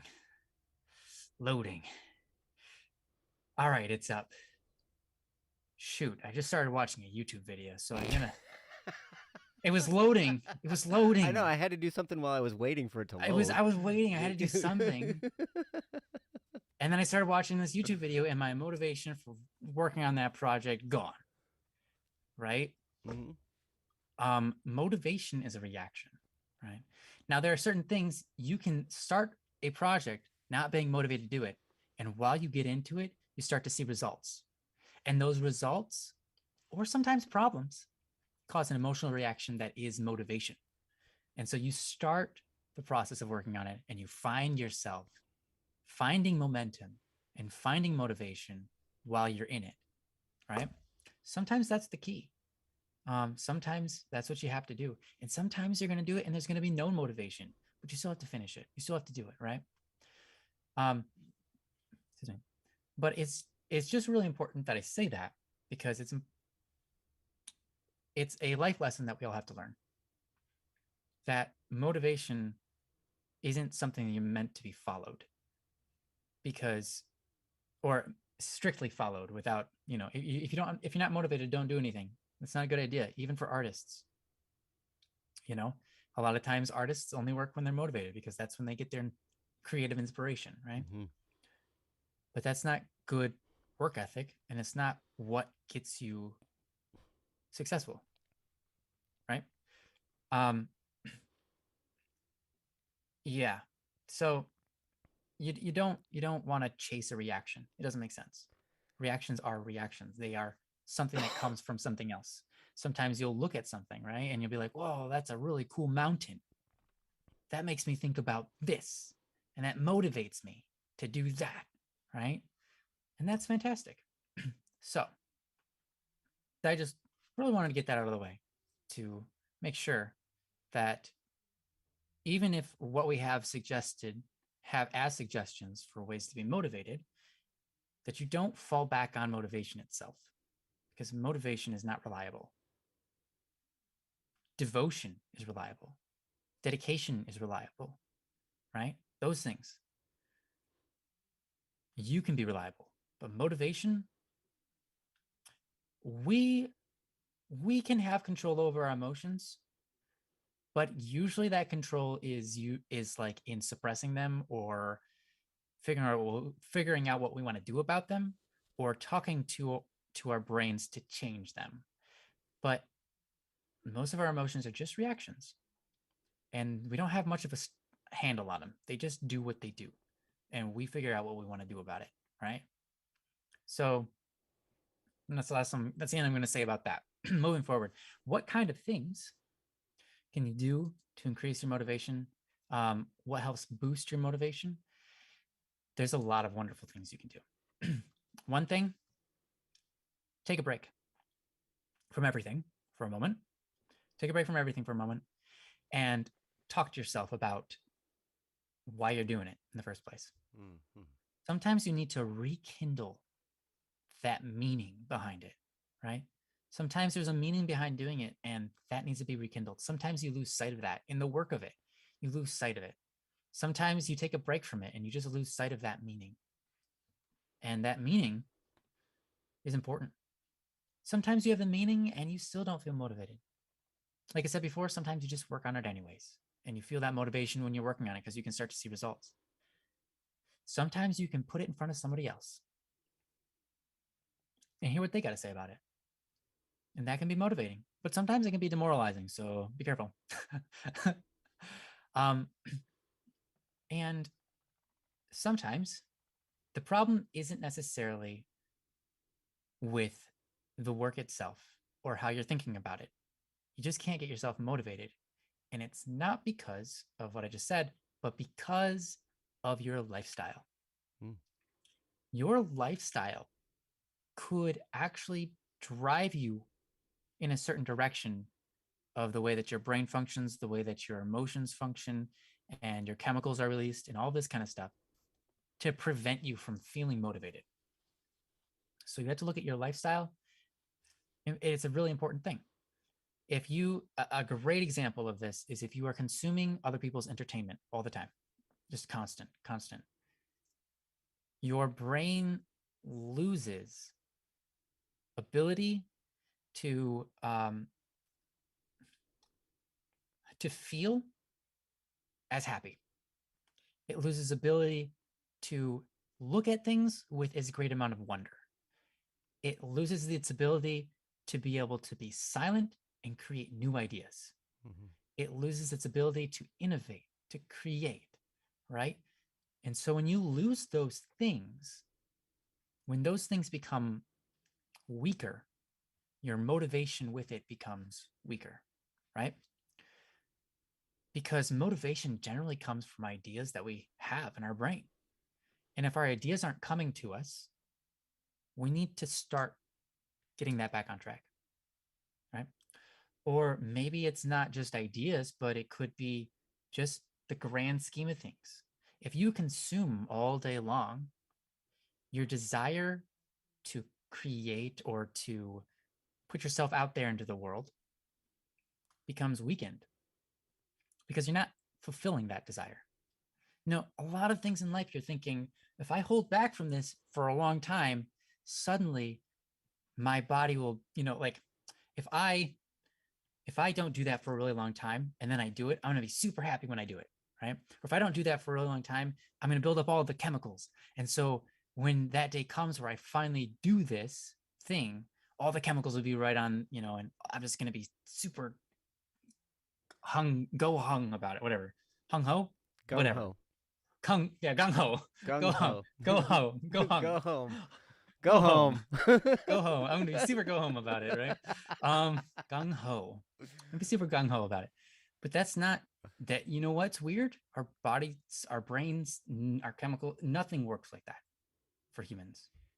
It's weird, but it's almost nothing ever works like that. We aren't batteries. Batteries, they store up energy and then they release them. But humans aren't that way. When you want muscles, you don't just sit around for like 10 weeks and then work really hard for one day and you get muscles. No, muscles are something you train over time continuously. And the more you continue to do that, the stronger your muscles get. That's true from the way your brain thinks. That's true for motivation. If you are in line every single day with what it is you're trying to be motivated about, if you think about those things and imagine them, if you are like, okay, what I want is this lifestyle, and you imagine that lifestyle in your brain every day, you're going to be more motivated than if you only do that once a month. You're going to be way more motivated than if you only do that once a month or once a year. On that one time a year, maybe you're going to be a little bit motivated. But if you just do that every day, focus on like that dream vision of like, what's your house going to look like? What kind of, how many garage doors are you going to have in your house? Whatever, right? All these silly things. If you pay attention to that and you motivate your mind to those things on a daily basis, your ability to be motivated is increased. It is like a muscle. And while it does use chemicals to create that feeling, I'll tell you, from experience, like that, our brains do not work like batteries. We don't just store up like chemicals and then have a big burst of release or a steady release. It just doesn't. It's more muscle than it is like a battery. So lifestyle is important. Mm-hmm. What are you doing on a daily basis to facilitate motivation, to build the muscle of that emotion, right? People who tend to have certain emotions, work them on a daily basis. And motivation is one of those, mm-hmm. Right? Happiness, right? Happiness can be considered an emotion, like pleasure. That's not done through something you experience one time. It's built into you through your daily actions, through your routines, right? Happiness is a lot of times being satisfied with yourself and your surroundings, right? That's not built for a moment. It's not something you can just follow. It's something that you have to actively build for yourself on a daily, right? On the daily. So motivation is the same. That out of the way, I'm going to give it over to Joe. See what he's got. Man, I was just really enjoying listening to you. Oh. No, I got to say something. Dang it. Yeah, I didn't even talk about what you were trying to throw me into. I'll have to do that next time. That's all right. I love what you were talking about, Ryan. It's so true. Motivation is an emotion. It comes and it goes. Sometimes we just have to develop the discipline to do things when we're not motivated. And sometimes it requires Like Ryan was talking about, you look at the end. You look at the end in mind. Imagine what you're going to gain from completing this thing. Imagine what the lifestyle is you're going to gain from completing this thing. Imagine what it's going to be like once you figure this thing out. How cool would it be? Imagine, sometimes that's what it takes to kind of get you to get started, and then the motivation comes as you're doing it, right? Sometimes it's a matter of keeping commitments to yourself.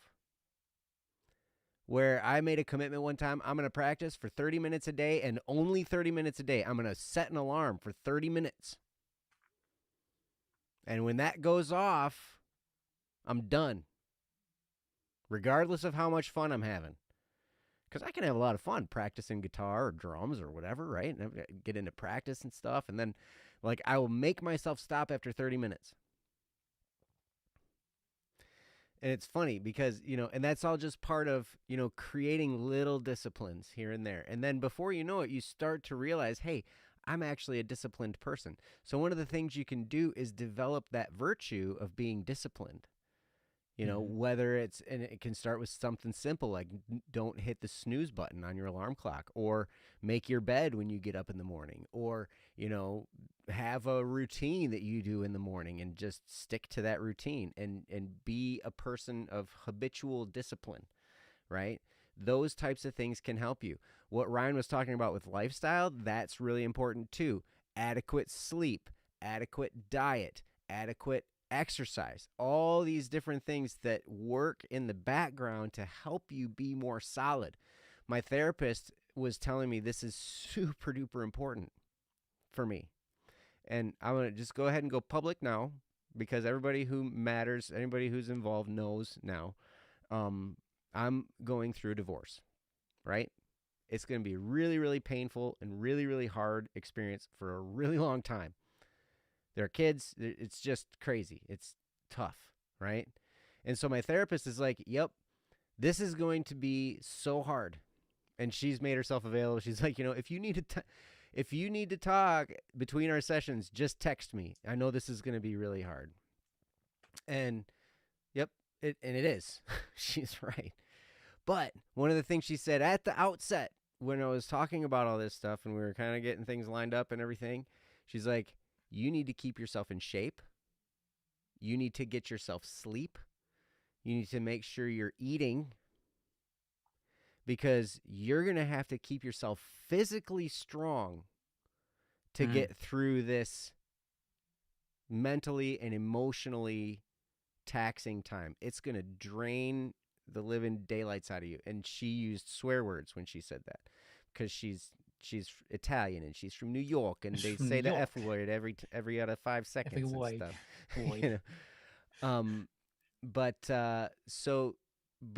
So because of that, what's going on, and there's a lot of stuff I have to do. There's a lot of things that I got to do with attorneys and, like paperwork and dealing with stuff, and then and dealing with the emotional explosions from every which way. And it's just nuts, man. But you got to do it. And how do you motivate yourself to do these kinds of things? You imagine the end, and it's like, okay, once we're through this, these things are going to be so much better. I won't have to deal with the certain types of abuse I've dealt with. There's all kinds of different things, right? So starting with the end in mind can help you be motivated. So you look at how you want things to turn out, right? Keeping yourself physically in shape, keeping your lifestyle in order. These can help with discipline, which then leads to motivation. And, you go through all these things, right? And it just gets crazy. I know for me, there were a lot of times when I was motivated just because I wanted to figure something out. I would practice for hours. I remember in particular, there were a few pieces that I practiced so hard. There was one that I did for solo and ensemble my senior year in high school. That was a timpani piece that I did as a solo, and I was in that band room. Like, the band director was there after school every day because he had stuff going on, whatever. And oh, thank you, Kat.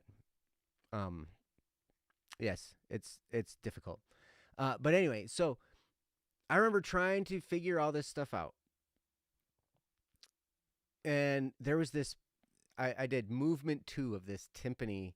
Timpani are the kettle drums, and I had 5 of them.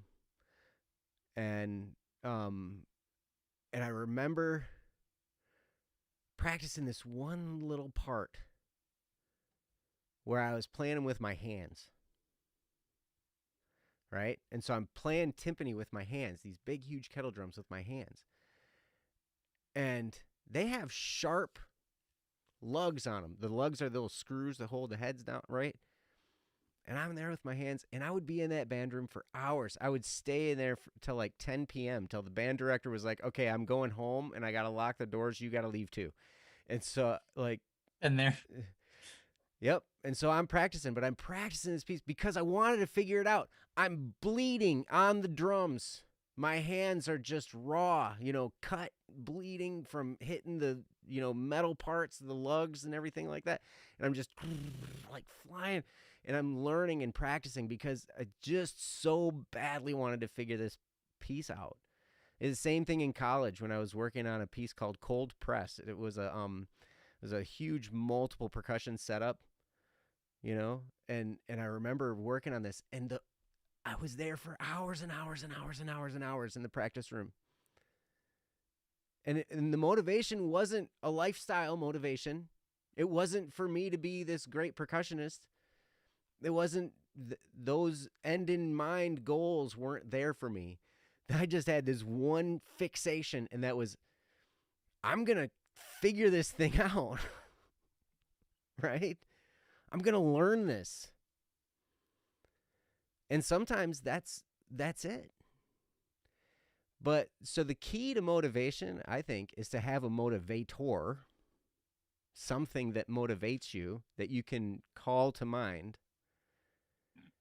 But like Ryan was saying, a lot of times you don't find that motivation until you're actually doing the thing that you're trying to do. And in those moments, it's the discipline to start that creates the motivation in the middle of the action. Right? I'm looking at this form I got to fill out, and I got to do it this weekend. It's a holiday weekend. Thanksgiving's tomorrow. I got this huge financial assets, verification form thing that I got to fill out for my attorney, about all the different assets. And all. It's just this big, huge long form, right? It's ridiculous. I know myself well enough to know that my biggest hurdle is going to be putting that first letter on the form. That's going to be the biggest challenge, is starting. Because once I start, it's easier to continue. Once you get moving, what does it say? It's easier to keep a train moving rather than to start a train moving. Right?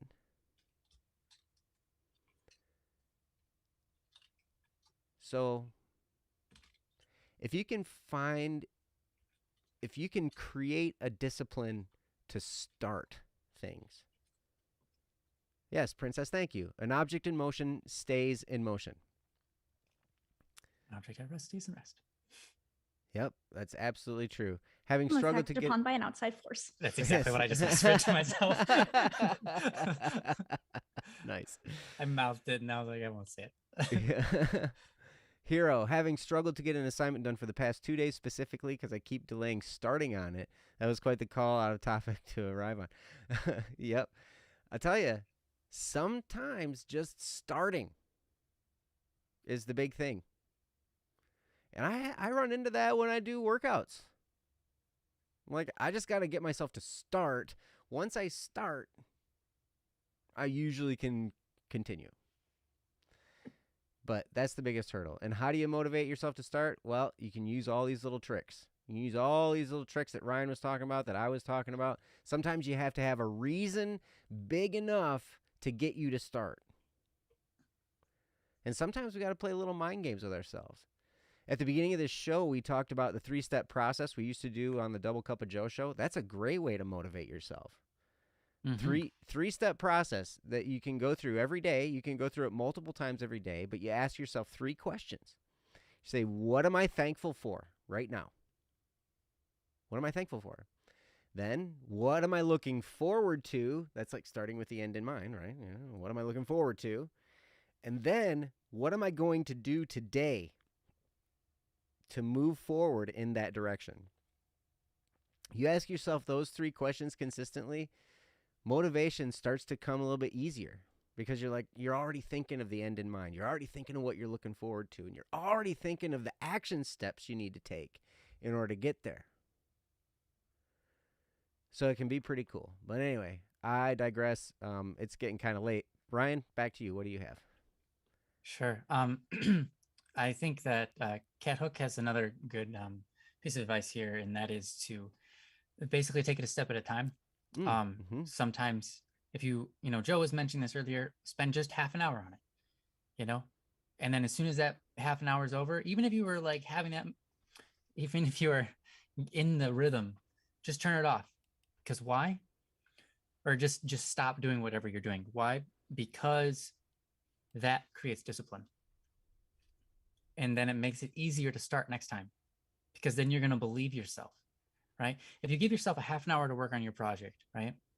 You hit the timer, it goes, you work for exactly a half an hour, it dings, you stop it, you walk away, right? How much easier is it next time to start that next half an hour session? Way easier. Way, way, way easier, because you've already programmed your mind. It really is only going to be a half an hour. If you go, okay, I'm just going to do a half an hour session, and you let it run, your brain's going to know you tricked it. And it's going to be really hard to start the next time. Mm-hmm. So it's a great lesson. Kat's was just do 1 paragraph for the essay. If you're working on an essay, just 1 paragraph. Don't go over it, because your brain will know not to trust you anymore. So here's another one. Here's just another little trick. What irks you? There's sometimes when especially when I'm working on a project already, I'm already into it, but something pops up, some kind of error, or like, I don't know how to do this. I don't know how to make this happen. And it irks me. And so that really gets me going and drives me, because it's a form of it's not like being angry. It's just like, I really want to do this now. I didn't care about it before, but now that I know that I can't do it, I have to figure it out right here and right now, because this is not right. This is not supposed to sound like this, or this is not supposed to look like this, or this isn't supposed to be written this way, or whatever it is, right? Whatever the project is, it's like, if it irks me, sometimes it really gets me going. So sometimes it's okay to get angry. Anger is a motivator. Oh, yes. Anger is almost the pure emotion of motivation, right? Mm-hmm. Like, when you get angry, that is the most motivated you'll ever be, almost. There are other things that you... It doesn't even have to be related to the thing. Yeah, it doesn't. Yeah. You sometimes can find something else that gets you angry. I'm going to do something else. I'm going to do it really, really intense. Forceful. Anger is a great motivator. So one thing is that you can do, and I love this trick, look at something in the world that makes you angry. See, I have a problem with this because I'm phlegmatic. I just go, whatever. I don't get angry very easy. It's really rare. But some people do get angry a lot easier. So they can look out into the world and see something that makes them angry. All right, now you have the motivator. Go out and do something. Or go out and fix it. Right? Motivation can be like that. Anger can be like that. So find something that irks you. That's a really good one. As for being motivated over a very long period of time, years, right, on something, that's an interesting one. I think it requires a deep set understanding and desire for something. Most motivations, most things in your life won't last that long. I mean, even love, right? You fall in love with a girl or a guy or whatever. Your motivation almost never lasts, especially like a year. Sometimes it does. Sometimes it's a couple of years, then it's gone, right? But here's the thing. Relationships like that, friendships, they're not built on motivation, right? Think about your friendships. Are they built on motivation? No. What are they built on? All sorts of different things. But they're deep set things. They're things that are of value, right? Humans are one of the most valuable thing in the world. To invest in them is one of the most valuable things you can do. By investing, I mean spending time with them, spending money on them, spending whatever resources you have to increase another human's life. That's valuable, right? And so if you find things that are valuable, those values outlast the activity you're trying to pursue. That is a motivator that will last you beyond the activity, right?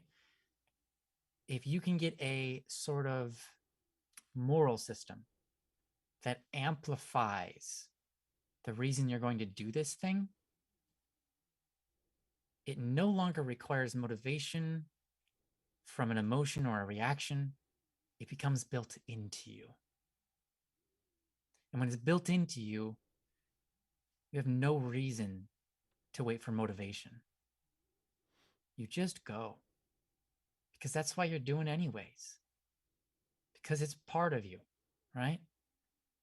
So those are my final two lessons there. And now that's a hard one because it's kind of up to you to figure out what those are. But if you want true motivators that'll last you, that's what you're looking for. Something that has value, likely moral value, that outlasts even your life. Those are the deep set motivators that continue to move through you no matter the ups and downs of life. No matter how beat you are, you're just going to do it anyways. Because you don't need a motivation to do it. It's good. A lot of times these things are goods. I will say that. Mm-hmm. A lot of times these things are goods. But yeah, I want to move it back to Joe, see if he's got anything to finish off with.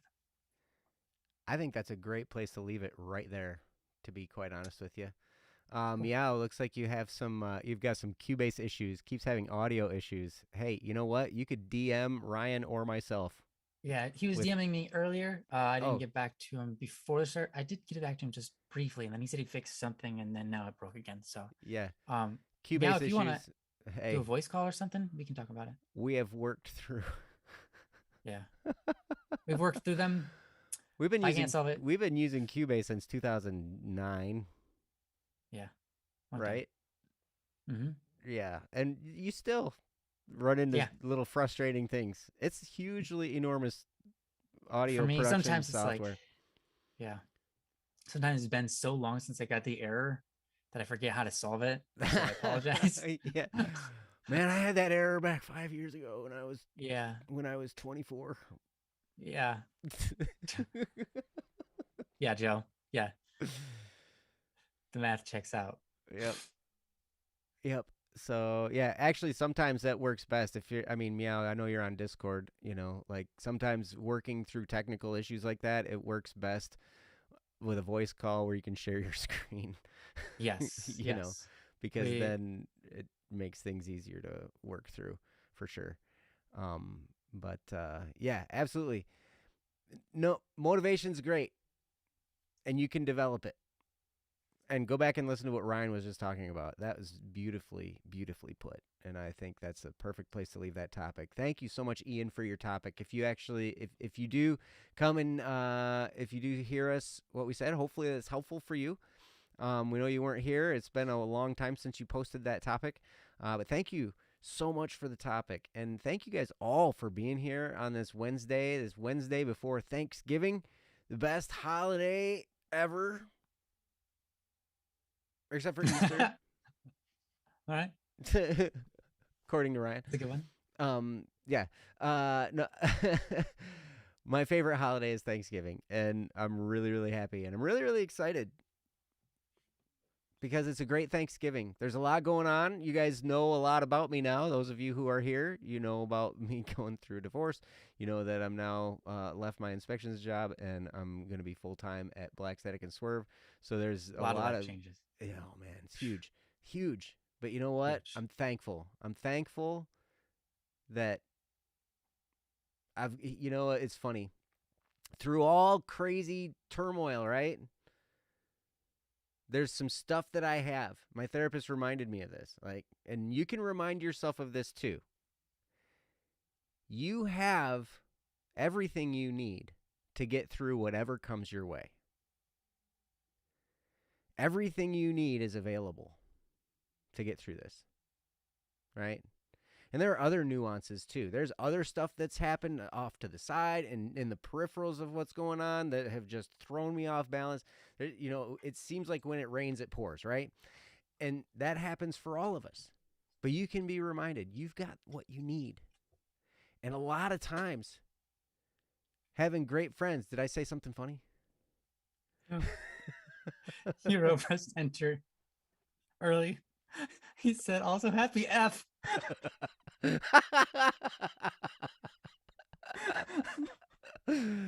That's great. I do it too, man. I do it too. That one's just spectacular. Happy F Thanksgiving.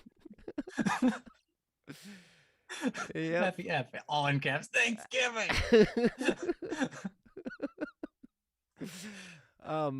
But here's the thing. In my case, I've got a good therapist. I've got a good team of attorneys. I've got good friends. I've got good family members. There's a lot of good. You have a lot of good too. And you can remind yourself of that. Whatever it is you're going through, you have what you need available to get through it. And as we said before, you have us here on this show. We love you guys. You can DM us on Discord. We'd be happy to talk to you about, if you got stuff going on. Mm-hmm. Be happy to. Because like Ryan was talking about, people are the greatest investment we ever make. Right. You guys are all people. And we love you. So have a great Thanksgiving, everyone, and have a great week.